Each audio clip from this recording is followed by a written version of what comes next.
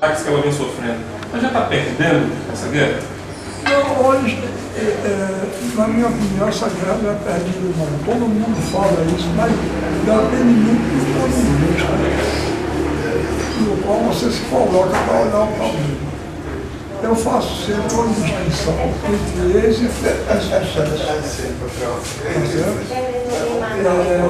Você pega qualquer dessas grandes estrelas da cultura de massas, você pega uma Lady Gaga, por exemplo, ela tem muito mais sucesso do que o Clint da Pena.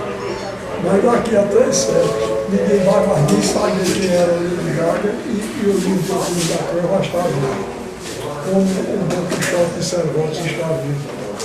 Então, eu acho que essa guerra não é perdida, não. Não estou me comparando nem com o Clint da Pena nem com o Cervantes, mas se o que eu fizer como escritor for bom, e isso a gente já pode saber depois,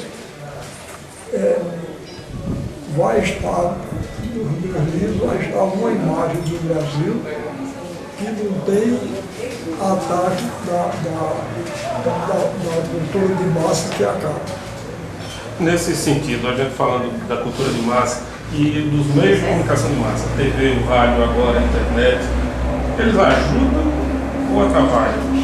Pode ajudar e pode atrapalhar. Olha, às vezes as pessoas me dão como sendo um inimigo da tecnologia, não depende do uso que se faz dela. Quer dizer, é a mesma coisa que o machado. Se você pega o machado para construir uma casa, né, derrubar, você está num lugar que não tem uma casa, você então tem um machado, você derruba a árvore e você constrói uma cabana para você, não é? Então, o machado é uma coisa utilíssima. Agora, se você usa o machado para matar outra pessoa, aí é mal, não é? Acontece que, às vezes, esses meios de comunicação de massa são usados para cortar a cabeça do nosso povo e dos outros povos, não é? Eu lhe dou um exemplo muito claro. Eu tenho uma sobrinha, hoje ela é adulta, mas ela no tempo que ela era menina, um dia meu irmão, o pai dela, chegou em casa e ela estava junto com os irmãos vendo um programa de televisão violentíssimo, matando uma mortandade. Aí ele ficou preocupado e disse para a minha cunhada, para a mulher dele, mas os inimigos vendo a essa hora, o povo matando gente aí, aí ela para tranquilizar.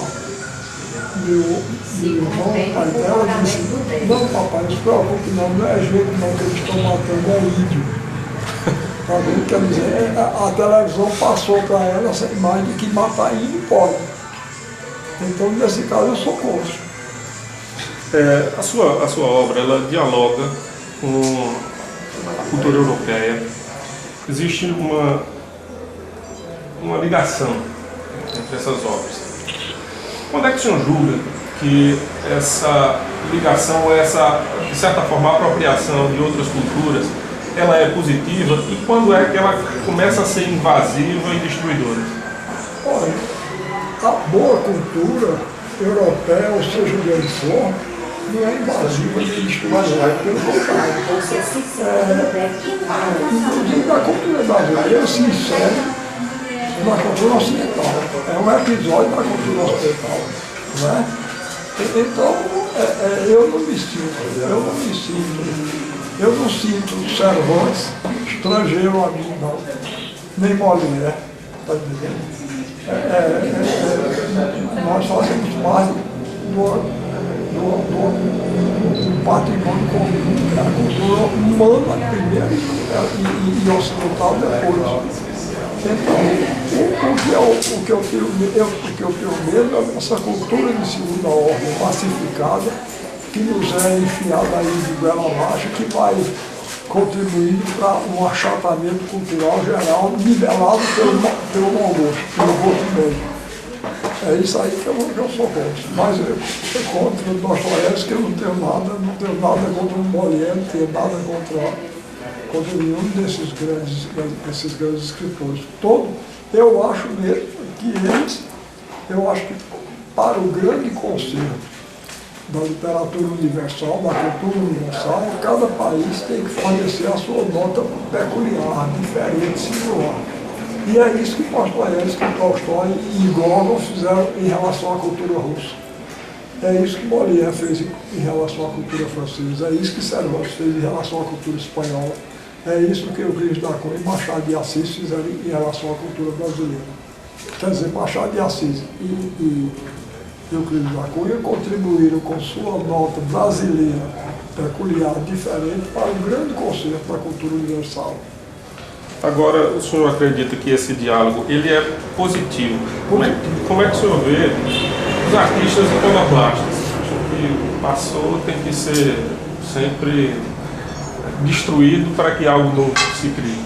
Meu caro, eu não acredito que eles sejam nem artistas nem iconoclastas. Eles não são iconoclastas, ele talvez até desejasse, porque eles não têm força. Eles têm força para matar Cervantes, para destruir a obra de Cervantes.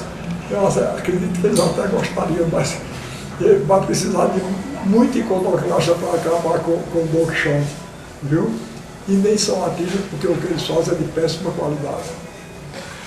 Atualmente, de quem é que o senhor... Bom, vamos por partes. Primeiro, eu queria que o senhor me dissesse, já alguma coisa transpareceu aqui durante a nossa entrevista, mas quem são aqueles escritores ou artistas de uma forma geral que são referência para o senhor? Bom, aqui eu não estou. Em geral. Em geral. Bom, então no campo da música, eu tenho uma grande admiração por Vivaldi, Bach, Mozart, Debussy, Stravinsky, Erik Satie, Prokofiev, no campo da música. No campo da literatura, tenho uma grande admiração, como já disse, por Cervantes, por Caldeirão de la Barca, dramaturgo, pelos grandes gregos, Sófocles, e Ésquilo principalmente, por Dante,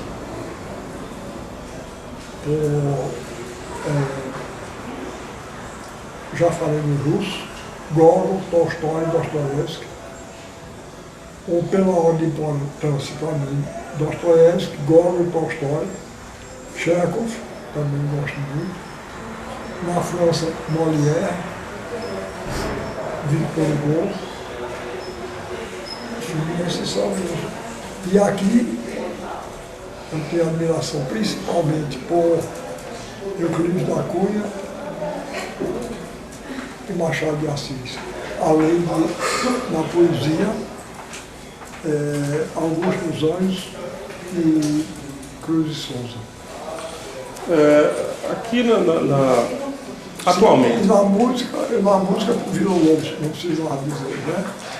Atualmente, no Brasil, quem seriam os artistas que o senhor acredita que sejam ainda uma referência, artistas que são... Que seja ainda? Sim.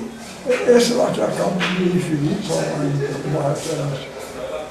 Agora, atualmente eu gosto muito de um escritor paulista chamado Raduan Nassar, autor de Lavoura Arcaica. Gosto muito de um pernambucano chamado Raimundo Carreiro.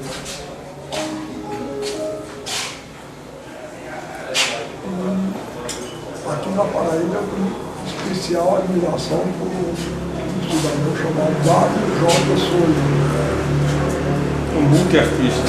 Eu não sei, eu não conheço ele pessoalmente não, mas eu tenho uma admiração por ele escreve, eu conheço algumas coisas. Inclusive ele me deu a honra de escrever o texto de uma ópera chamada Ópera de Dulcinea Trancoso, que foi musicado por dois músicos paraibanos muito talentosos e um músico paraibano chamado Eliere Araújo. E foi encenado por outro paraibano de grande talento, que era o Luiz Carlos Vasconcelos. Agora, eu tenho um blog, escrevo também para a internet, e há alguns dias atrás, aconteceu o aniversário de nascimento de Jackson do Pandeiro. Nesse dia eu tive a atenção de verificar os principais sites de notícias da Paraíba e, pelo menos na minha pesquisa, uma pesquisa rápida que eu fiz pelos principais sites, nenhum deles fazia nenhuma menção a essa data. O senhor acredita que o paraibano tem que repensar o modo como ele enxerga a sua própria cultura? Está faltando um pouco de autoestima para o paraibano, essa desvalorização? Se eu não sei avaliar, não. Isso é trabalho mais para os antropólogos e sociólogos e políticos. Tá certo? Eu sou apenas um escritor que gosta de literatura. Agora, nesse festival, por exemplo, que a gente está vivendo aqui os últimos dias, o senhor veio fazer esse encerramento. Esse festival tem um foco muito na cultura paraibana, na revalorização dessa cultura, da gente reler essa cultura e repassá-la. O senhor, de certa forma, acabou se tornando um símbolo disso. Como é que o senhor vê essa iniciativa? Muito obrigado pela qualidade de símbolo que você me atribuiu, mas a Paraíba sempre se singularizou por ter escritores de primeira ordem, né, que exerceram um papel fundamental não só na cultura da Paraíba, mas na cultura do Brasil todo. Né? Você basta falar em Augusto dos Anjos, por exemplo, que eu considero um poeta da mais alta importância, né? E que nasceu na Paraíba e era um escritor tipicamente paraibano. Aquele tipo de poesia dele devia nascer na Paraíba, até pelas ligações que tem com a escola do Recife. Né? Eu não sei se você sabe disso, mas a escola do Recife, que aliás foi liderada por dois não recifenses, foi liderada por Tobias Barreto e Silvio Romero, que eram sergipanos. Isso é muito comum de acontecer no Recife. Né? Essa escola teve, a meu ver, teve uma atuação importantíssima no panorama brasileiro da cultura. Você vê, eles foi no movimento da escola do Recife que saiu, por exemplo, a obra Os Sertões, de Euclides da Cunha. Euclides da Cunha é um discípulo direto de Silvio Romero. E a poesia de Augusto dos Anjos é um fato muito pouco destacado, mas Augusto dos Anjos era o que um grande participante da escola do Recife pensou que fosse. Isidoro Martins Júnior, ele escreveu um ensaio chamado A Poesia Científica, mas a poesia dele é muito inferior à de Augusto dos Anjos. Ele influenciou Augusto dos Anjos, mas o discípulo superou o mestre de muito.